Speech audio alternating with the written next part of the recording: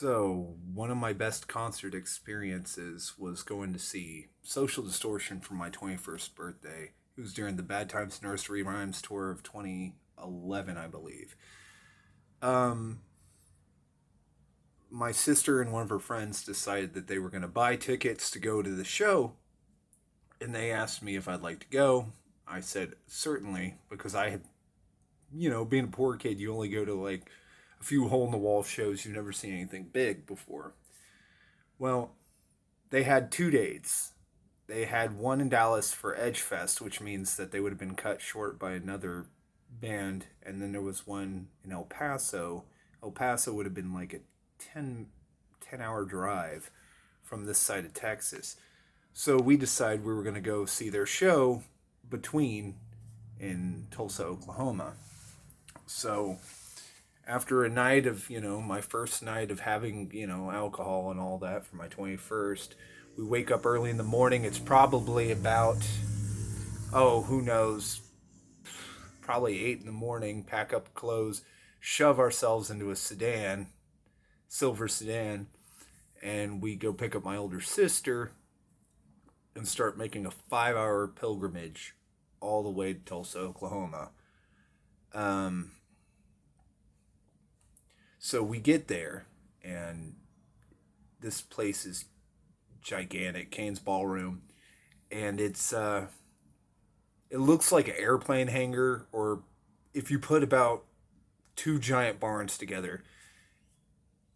And I started walking in, and as I'm walking into this giant place, probably about 7 o'clock at night, 6:30, somewhere in there, you see everything up on the walls of all like the country and western acts and the blues acts and stuff that played there, and like Bob Wills and the Texas Playboys and all that stuff. And it became something that I kind of knew about because I was raised around country music and rockabilly and everything like that. So we go into this place. There's two openers. One was a band from England called the Sharks, and the second was the amazing songwriter Chuck Reagan. Uh, Social Distortion comes on. We're pushing through the crowd after all of these sets, and it's kind of crazy. I mean, this it's shoulder to shoulder through this whole entire place, butt to gut. There is no room to breathe. It's so much sweat and angst and alcohol that you could just see the mist in the air from it just evaporating off of people from just body heat. And we start pushing up through every single set. Me and my sister and all of us, we start going forward, and suddenly we're nearly to the barricade to see Social Distortion for their full set. Then we started being shoulder to shoulder with parents, and we started noticing that the kids were kind of weaving between us, so to speak. And we decided, yeah, let's let the kids get on the barricade. These kids need to see a punk show. This is the next generation. If they can take anything away from this, they got to see the show without being harmed. So you've got about like 10 to 10 to 15 kids lined up on the front of this barricade in front of the show right when Mike Ness just comes walking out in his white shirt and his suspenders and his black, slacks and all that, just kind of, getting his head going, getting ready to get in the groove.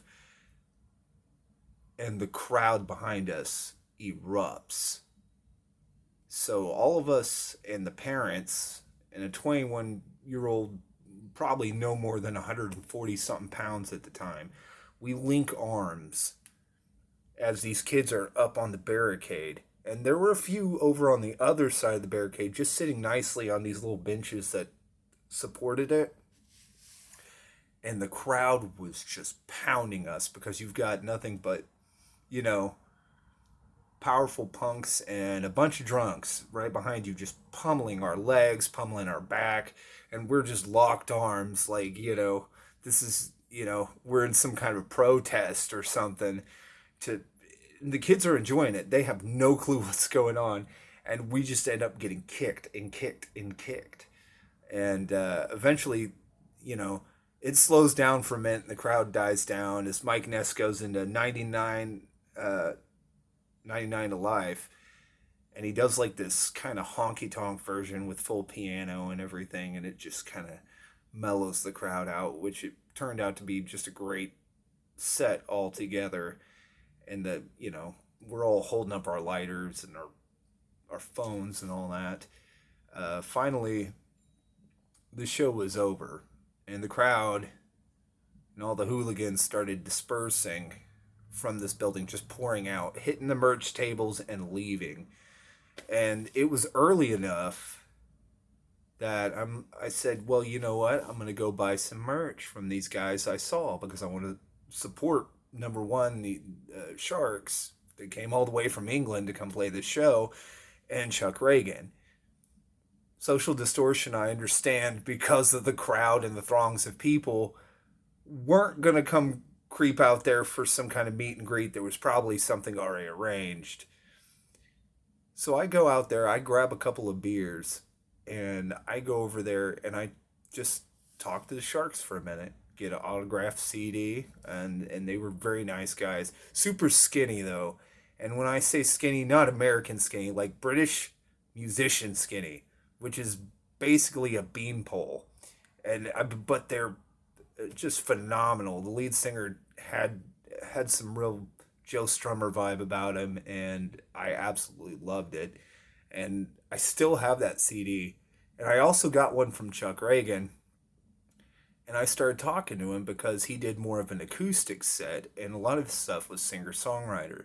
So when that was all said and done, I went and had a beer with the Sharks. They told me happy birthday and cheers because I told them I came out for this thing. And I went to talk to Chuck about songwriting and coming from a family that writes music. And he was probably one of the coolest and most sincere people I've ever talked to, and told me, if he gave me any advice, he said, man, if you start writing, write everything down. It doesn't matter if it's good or bad. He's like, dude, if you got a song, just keep writing. And that was the best advice he ever gave, that I've gotten from a musician on the road and somebody that has a plethora of music, not just his stuff solo, but also hot water music. But all in all, it was an absolutely great experience. And sometimes I wish I could go back and do it again.